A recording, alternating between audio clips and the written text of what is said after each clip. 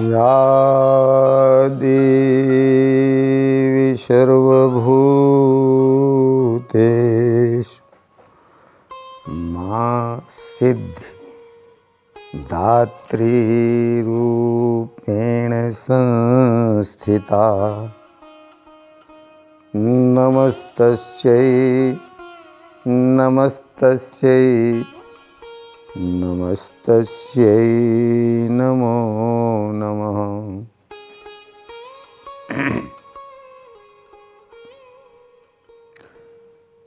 सिद्धदात्री माँ को नमन करते हुए आज नवरात्रि का 9वां दिन रात्रि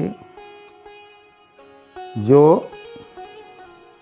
माता की उपासना करते हैं नवरात्रि में उनको 9वें दिन सिद्धदात्री का ध्यान करना चाहिए। मार्कंडेय पुराण के अनुसार सिद्धियाँ जिन्हें अष्ट सिद्धि नवनिधि की दाता हनुमान जी को माँ सीता ने वरदान दिया था, वही सिद्धियाँ सिद्धदात्री का ध्यान करने से प्राप्त होती हैं। अणिमा महिमा गरिमा लघिमा प्राप्ति प्रकाम्य ईशित्व और वसित्व, ये सिद्धियां हैं। अणिमा का अभिप्राय है अणु के समान शरीर छोटा कर लेना। महिमा अर्थात शरीर अत्यंत बड़ा कर लेना। गरिमा अत्यंत भारी, लघिमा भार रहित कर लेना। प्राप्ति बिना रोके कहीं भी पहुंच जाना मनोवेग से। प्रकाम्य प्रत्येक इच्छा पूरी करने की क्षमता। ईशित्व किसी वस्तु या प्राणी पर पूर्ण अधिकार प्राप्त कर लेना।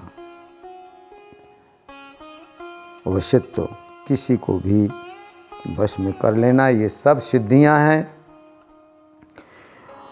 सिद्धि मिल जाती है और उस सिद्धि के अनुसार जो उपकार करने के लिए चल पड़ते हैं वो मार्ग एक है, और एक उसी से अपने आप को सिद्धि का चमत्कार दिखा करके भटकाव है। माँ की उपासना से ये सिद्धियाँ प्राप्त तो होती हैं। सृष्टि में कुछ भी अगम्य है ही नहीं। ब्रह्मांड में पूर्ण विजय की सामर्थ्य मानव साधक प्राप्त कर सकता है, क्योंकि हर व्यक्ति के अंदर ब्रह्मांड की जितनी शक्तियां हैं वह अणु में भी है। और अणु गठित पिंड जो बना है मानव का, ये इन सब आकार जो ब्रह्मांड में जैसा ब्लैक होल है उसी तरह से एक शरीर के अंदर भी हमारे सुषुम्ना नाड़ी है, जिसके द्वारा खिंचाव अगर ऊपर को होता है तो सारी जो मन के हैं, चाहे चेतना से संबंधित हैं और चाहे पदार्थ से संबंधित, शरीर निर्विकार हो जाता है, सिद्ध हो जाता है। सिद्ध व्यक्ति जब समाधि की ओर ध्यान लगाता है धीरे धीरे करके और दृढ़ता बन करके, तो निखिल ब्रह्मांड में उसका संबंध हो जाता है। और जो चाहे वह अपने साधना के द्वारा सिद्धि की ओर, जो संसार के लोगों को दिखता है कि ये चमत्कार है, वस्तुतः चमत्कार सृष्टि में कहीं है ही नहीं। पर जब कोई सिद्ध बन जाता है, मास्टर बन जाता है, गुरु बन जाता है, प्रमाणिक बन जाता है, तो उसके लिए वह सहज हो जाता है।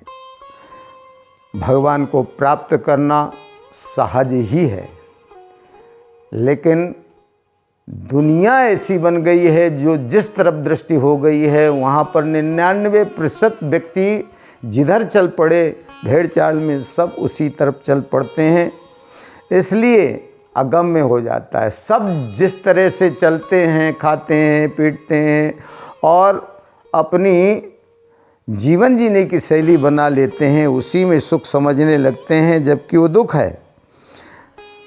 पर जो साधक है उसके लिए जहाँ पहुँच जाए, वह जब पवित्र हो जाता है, जब वो सिद्ध हो जाता है, तो कुछ ऐसे ही परम पिता की गोद में जब बैठ जाता है, परम आश्रय प्राप्त कर लेता है, माँ की उस सिद्ध दात्री की गोद में बैठ जाता है, तो वो गोद में बैठने से उसके जीवन में वो सारे संस्कार जागृत हो जाते हैं और माँ का बेटा जिस तरह से होता है उसी तरह से माँ रक्षा भी करती है। और यूँ कहें कि वह इस पदार्थ से इन सब चक्रों को जागृत करके जब वहाँ तक सिद्ध दात्री के ऊपर सहस्त्रार चक्र में पहुँचता है, तो निश्चित ही वो स्थिति ही बन जाती है जिस स्थिति में ये संसार के लोग जो व्याख्यायित करते हैं शब्द भी खत्म हो गया। अब उसके लिए एक भाव ही केवल रहेगा। तो भाव मानव के जीवन में भाव है, शरीर भार बंधन युक्त है और हमारी आत्मा भार बंधन से मुक्त है, आशा बंधन से युक्त है। इसलिए आशा के अनुरूप अगर मुझे लक्ष्य मिल गया तो लक्ष्य को ही मैं देखूंगा, चेतना ही चेतना दिखाई देगी। ईश्वर का वह स्वरूप जो गोद में बैठने के लिए विकल हो, आदमी वहाँ तक पहुँचने के लिए विकल हो, जैसे ध्रुव विकल हो गए, मुझे पिता की गोद में बैठना है। तो बैठने के क्रम में जब सबसे बड़ी गोद कौन सी है, माँ के द्वारा संस्कार मिलता है, तो उसी गोद के लिए वो निर्मल पर बचपन में है और बचपन में वह राग लग गया, अगर उसके मन में भाव आ गया, उस भाव से साधना करने चले तो परमपिता की गोद पायो अचल अनुपम ठाऊं। उतनी उस स्थिति में आदमी साधक पहुंचता है, इसमें कोई संदेह नहीं है। उसके संसार के कण कण में ब्रह्म स्वरूप, जो ब्रह्म में सिद्धिदायक, सिद्धि वाला आदमी सिद्धदायक भी हो जाता है। इसलिए इसी सिद्धि को 9 दिन तक हम लोग जो 9 दुर्गा के क्रम में वर्णन किया, यूँ तो सब देवियाँ मिलाकर एक ही देवी है, शैलपुत्री, यहाँ से मेरुदंड से चले थे। इसलिए सबके ममता ताग बटोरी, मम पद मन ही बांधे बर डोरी। जब हर तरह के बंधन विजय प्राप्त करते हुए एक चक्र को चले जाते हैं और जब ऊंचाई में पहुँचते हैं तो बहुत दूरदृष्टि है, दूरदृष्टि हो जाती है। ब्रह्मांड के कोने कोने को चेतना देख ही रही है, ईश्वर सर्वत्र है, लेकिन प्रकृति सब जगह नहीं है। कहीं एक ही तत्व है, कहीं 2 तत्व हैं, लेकिन जहाँ जो धरतियाँ संसार में हैं, नहीं ब्रह्मांड में, तो ब्रह्मांड की समस्त धरतियों से संपर्क इस आत्मा को जब इतनी ऊंचाई में पहुंच गया तो उसके लिए सब असंभव भी संभव है, जिसे प्राप्त करके पुराने समय पर काया प्रवेश से लेकर सब विद्याएं हमारे ऋषियों ने प्रमाण दिया है। प्रमाण आज पढ़ते हैं लेकिन प्रमाण दिखाई नहीं देता। किसी ने प्रमाण दिया होगा, जो ऋषि वह जा चुके हैं। अब वैसे पात्र, वैसी साधनाएं जब नहीं है तो हम उसे ना करके और संसार में उलझे हैं। इसलिए ज़रूरत इस बात की है कि ऐसा वातावरण भी बने। इस वातावरण के चलते जो नवरात्रि का समय है वो बहुत ही सुलभ है।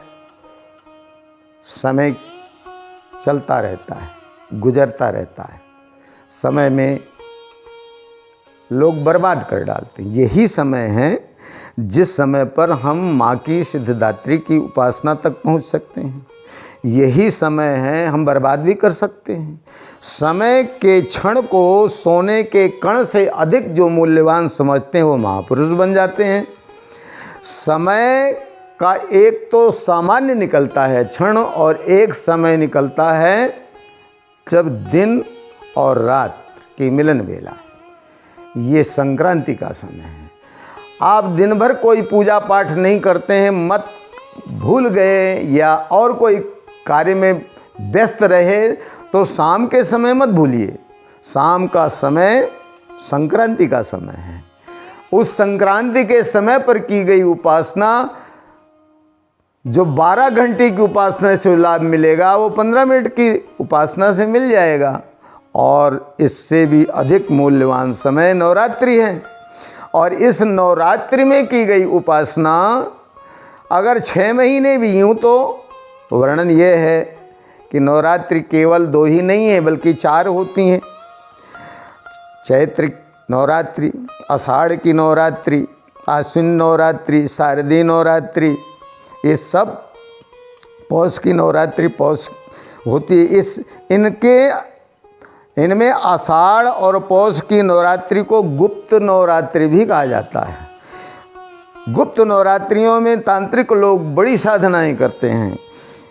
इन सब नवरात्रियों के समय को अगर साधक देखे तो फलीभूत होने के लिए इससे बढ़िया समय नहीं। युग संधि की बेला हो, नवरात्रि की बेला हो, संधि के समय ही उमंग आती है। प्रकृति में भी उमंग आती है।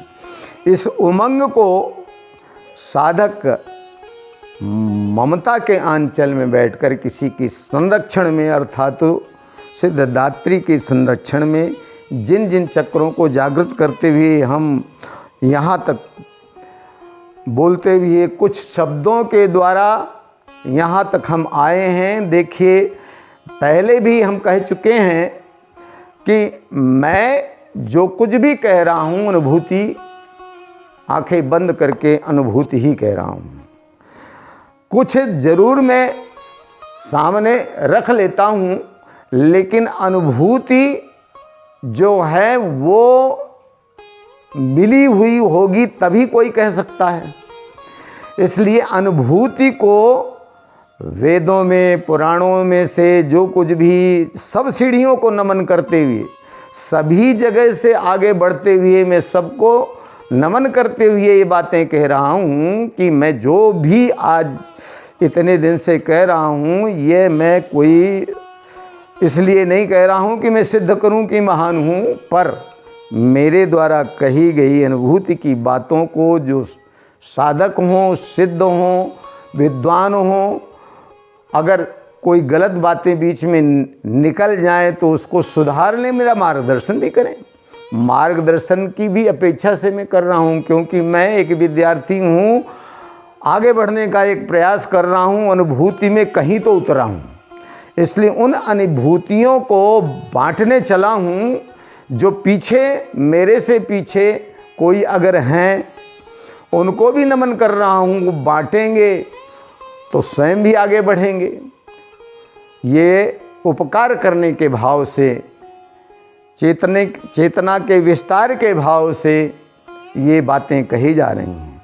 इसलिए आज 9वां दिन था और इस 9वें दिन में मैं जो वाक्य कह रहा हूँ, इसको सुधार करके लोग आगे बढ़ें, अपने अपने ज्ञानियों से, गुरुओं से उसका मार्गदर्शन करें, जो भी गुरु लोग हैं। और पूजा की पद्धतियाँ तो अनंत हैं, पूजा की पद्धति अनंत हैं, लेकिन प्रेरणा लक्ष्य को, शिव को पाने की है। शिव जो काल और महाकाल, काल माने समय, और उसको हमने घड़ी में बांध करके रख लिया। रावण काल को पाटी में अर्थात हाथ में बांधे हैं हम घड़ी, काल समय जा रहा है। और ये समय इतनी तीव्र गति से जा रहा है कि पकड़ने में नहीं आ रहा, अगर निकल गया तो पकड़ में नहीं आएगा। इसलिए समय से पहले समय पर जो काम कर लेते हैं वही महान है। का वर्षा जब कृषि सुखाने, समय चूक पुनि का पछताने। ये समय महत्वपूर्ण है। इसलिए महाकाल, घटाकाश, मठाकाश, आकाश, महाकाश, महाकाल, महाकाल के गर्भ में ही सब काल कड़ाही में औंटे जा रहे हैं। ये प्रश्न महाभारत काल का भी है कि सबसे बड़ा आश्चर्य क्या है, यक्ष ने पूछा। तो इसी भाव को देख करके भगवान शिव का ध्यान करते हुए शायद धर्मराज युधिष्ठिर ने कहा होगा कि काल कड़ाही में सब औंटे जा रहे हैं, लेकिन जो जिंदा है वो सोचता है मैं अमर हूँ। लेकिन इस काल की कड़ाही में प्रकृति बदलती रहती है, बदलता नहीं है तो केवल महाकाल। तो महाकाल को पाने का संकल्प, महाकाल की अनुभूति पाने का संकल्प, ये क्षण बड़े महत्वपूर्ण थे। इसलिए 9 दिन मैंने 9 माताओं का जो कुछ भी टूटे फूटे शब्दों से वर्णन किया, जो कुछ भी, तो मुझ विद्यार्थी, मुझ एक साधक की बात को सुनकर लोग ध्यान देंगे और फैलाने की चेष्टा करेंगे तो अच्छी बात है। और इस भाव को अगर कृत कारित अनुमोदित मैं करता हूँ तो शायद इसी भाव का लोग करने लगें और उसका अनुमोदन भी करने लगें, तो वातावरण ऐसा सिद्धदायक बनने लगे। ये एक कामना है और इस कामना के चलते मैंने ये कथा के रूप में, कथा नहीं कही, प्रेरणा कहने का प्रयास किया है। इसी भाव से आज सिद्धदात्री के चरणों में नमन करते हुए सिद्धि तक आप सब लोग पहुंचने का प्रयास करें।